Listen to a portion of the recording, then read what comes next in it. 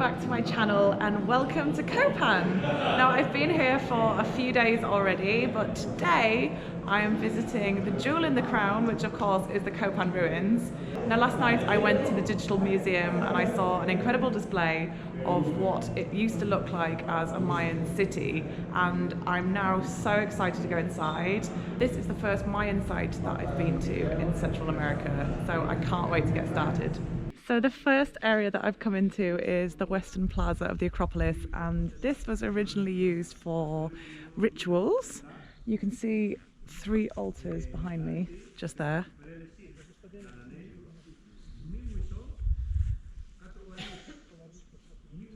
And then on this side, there are actually 6 more layers to that pyramid there.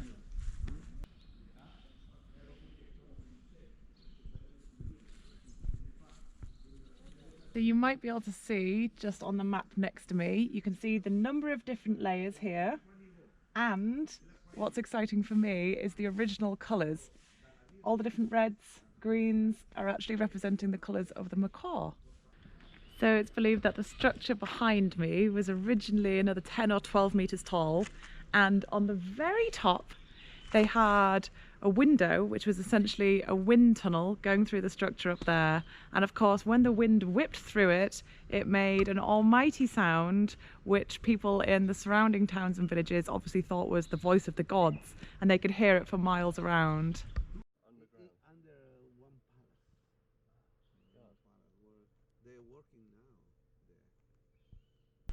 A recent study by the Japanese at New Chinchilla of the isotopes of 180 skeletons that they found has actually discovered that the Mayan civilization was multi-ethnic.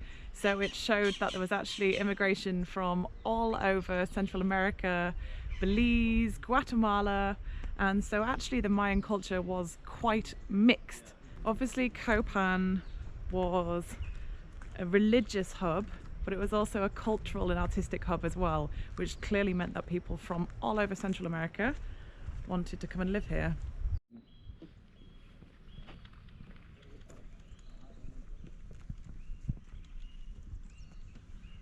So the area I'm in at the moment was used by nobility, and these steps you can see in front of me were also used as seats, or essentially Mayan bleachers.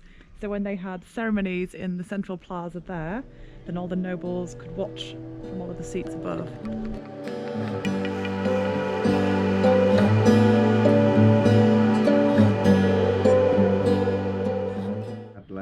He's holding the universe. Yeah, the land is represented by a crocodile. Look at the face of the crocodile, seen that way. So he's holding the world as the Mayans knew it? Yeah, he's holding the world, and look at the heaven gods. You can see feet and hands of them here.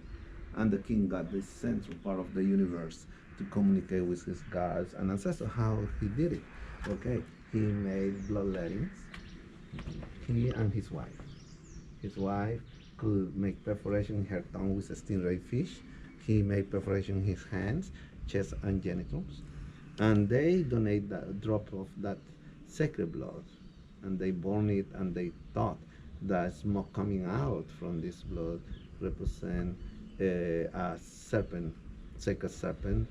From it appeared a god that gave a message to him.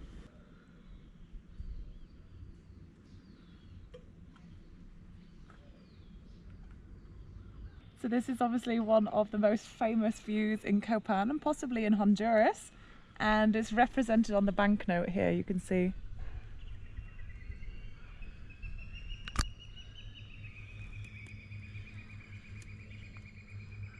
So the whole city in its original state is believed to be about 24 square kilometers, so obviously huge, and home to around 25,000 people.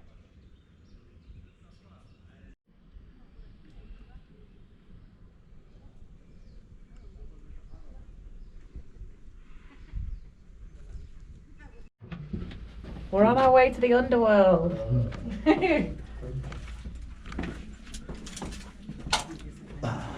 Luckily there's a light switch in the underworld. Yeah. Yeah, and here we have Rosalila Temple, the most complete structure discovered in the Mayan area, Mayan world. Archaeologists made tunnels here in 1990s to study, analyze this, and look at the mask, sun god mask. Through the windows, you can see this stucco mask. And the middle of the structure, and we have on the top decoration details, and down also. It was built in the 6th century by the 10th king. So we're in the Rosalila tunnels now, and this is only number 3, so there are 3 more temples inside this. It's absolutely crazy.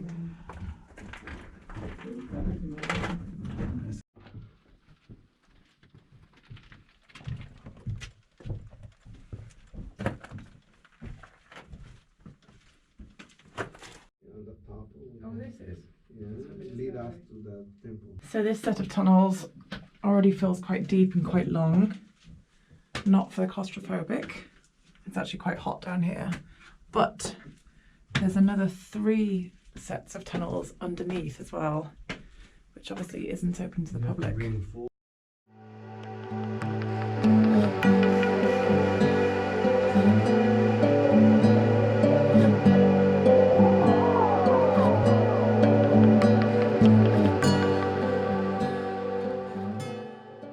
I just can't quite get over the size of it all. Not just the size that I can see, but the fact that this is just one layer and there's another 6 layers underneath.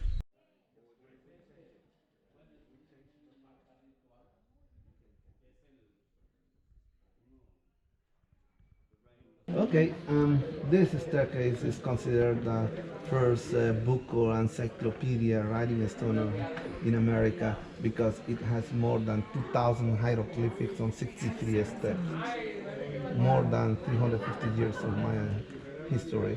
The 15th king, there was a sacred message writing in the language of God. It's possible the king or priest or shaman, scribe could read it and to explain to the people what the God wants to tell them.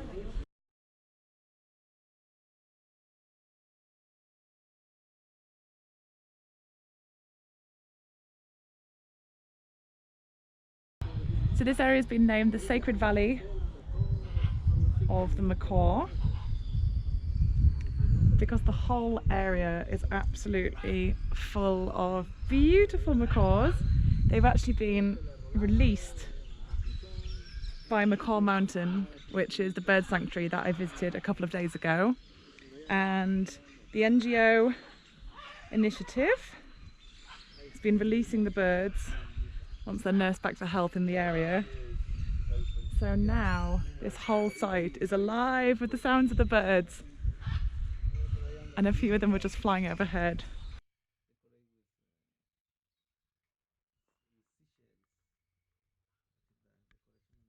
This has definitely been one of the favourite places that I've ever visited.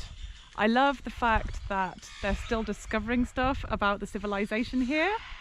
I just can't get over the intricate details of some of the carvings because they didn't even have metal tools. So all of the columns that you can see and all of the hieroglyphs, they were all carved using stone tools, which is just incredible. I really hope you guys enjoyed the video as much as I enjoyed being here, and I hope you'll all subscribe, and I'll see you guys next time.